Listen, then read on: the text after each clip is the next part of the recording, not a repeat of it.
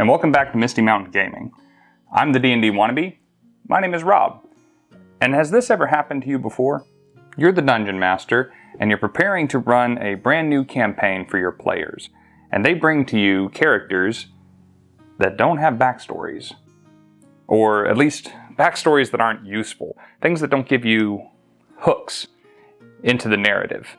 Or maybe they have completely developed backstories that just have nothing to do with your world, the setting, or the story that you're trying to tell. Or maybe it's from the other side. Maybe you're a player and you're ready to create a character for this campaign, but you don't know what to do, or where to start, or what the setting is like, or more importantly, what parts of the setting are important to you. If this is a problem you're dealing with, I have the solution. Just go through the machine. So what is the machine, you may ask? Well, even though I didn't start calling it the machine until quite recently to add a bit of dramatic flair to an otherwise pretty mundane and simple process, the machine is nothing more than a set of open-ended questions asked by the Dungeon Master to the player and answered jointly to help develop a backstory for a character, an origin story, if you will, that is both relevant, entirely original, and consistent. By the end of the machine, a player should have a pretty clear idea of their character's history, their bonds, their motivations, and short-term and long-term goals. All you need to know about a character's origin story to make them plugged into the world is 4 factors. And a twist. Are you ready? Let's begin. The very first thing to consider when thinking about your character's backstory, their upbringing, and their development is their heritage.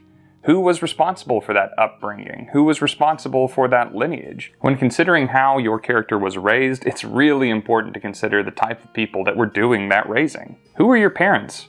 What did they do before you were born? And after you were born? You tell me, who is your daddy and what does he do? What were they known for, if they were known for anything at all? Were they deeply religious, patriotic, rebellious, dangerous, famous, skilled, or just special in some way? What kind of shadow did they cast over your character's life? Do they aspire to be like them?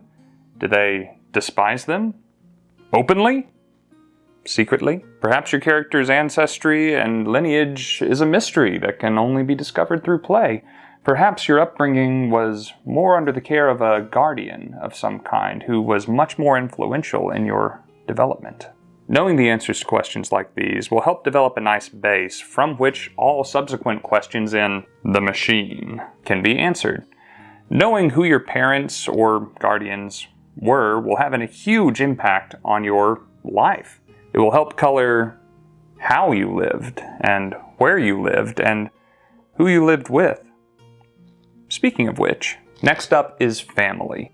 Whether it be by the ties of blood or by the bonds of friendship, the people closest to you during your developmental years are your family, and they have an enormous impact on who you are today. Does the character have any siblings? If so, are they close? What was your relationship with your parents like? Tell me about your mother. Were you closer to other members of the community than your actual family? Are all of your family members even still alive? And if not, what happened? Or maybe you met a special someone and started a family of your own. Determining your character's family circle and the relationships there will give you bonds that will inform the character's motivations, give them significant NPCs, and people that they would most likely do anything to protect. Next up is a character's environment. Where did they spend their formative years? What do they consider home? Where are they most comfortable? Was it a frontier settlement? A bustling metropolis? An isolated mountain temple? A palace? A gutter? A farmstead? Perhaps a seaport, or on the high seas themselves? Perhaps your family wandered the high roads as wanderers, wayfarers, or gypsies, or perhaps they aren't even from this plane of existence at all.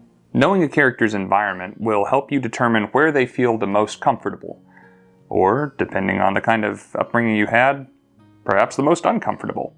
It will give you a specific positive or negative, bond to a location in the setting, and will inform how much of the wider world and its denizens you may be familiar with. Next up is lifestyle. Lower class, middle class, upper class, or the 1%. Where did you spend your formative years? Growing up, was this character wealthy or impoverished? Did you always know where your next meal was coming from? And if so, did you have to prepare it yourself? Or did you have the means to pay others to do things like that for you? Did your character have to work? If so, what did they do? Are you accustomed to buying things that you see and want on a whim? Or used to having to save up for such purchases? Or having to do without? Do you have social status? Or are you anonymous, for better or worse? Discovering the lifestyle that a character is accustomed to will color a lot about their life, from what they are accustomed to, what they have learned, what they expect from others, and how they expect to be treated. Dungeon Masters, as you've been leading your players through the machine up until this point, be sure to be on the lookout for key words or phrases that might remind you of certain elements of your world. If this particular character is hoping to be of a noble lineage with some social acclaim, but maybe a terrible secret, that might ring a bell and make you think of a particular family that's already established in your world that may or may not already be significant to the story. Or if they wish to be from a bustling metropolis, but a member of the downtrodden and forgotten lower caste, perhaps you know of a particular location in your world that would fill the bill. This is why it's important for Dungeon Master and player to cooperate throughout this process, so that the Dungeon Master can realize the desires of the player, and so that the player can become plugged into the Dungeon Master's world. Now for the twist. Dungeon Masters, up until now, your player has had complete agency over their character's backstory. But we rarely have complete control over our own origin stories in real life, do we? All that we really can do is control how we respond to the adversities that we faced. So let's introduce a little adversity, eh? Given everything that you know about the character's backstory up until this point, it's time to introduce some element that is completely beyond their control. An element that will shake and shatter the comfort zone that they have built for themselves, even if that comfort zone wasn't terribly comfortable to begin with. The character, or a member of their family, was kidnapped. The character was orphaned. My father remarried and now I'm stuck with my evil stepmother. The entire village was destroyed. Our nation was conquered. They've been cursed. Anything that you think would be narratively compelling or interesting.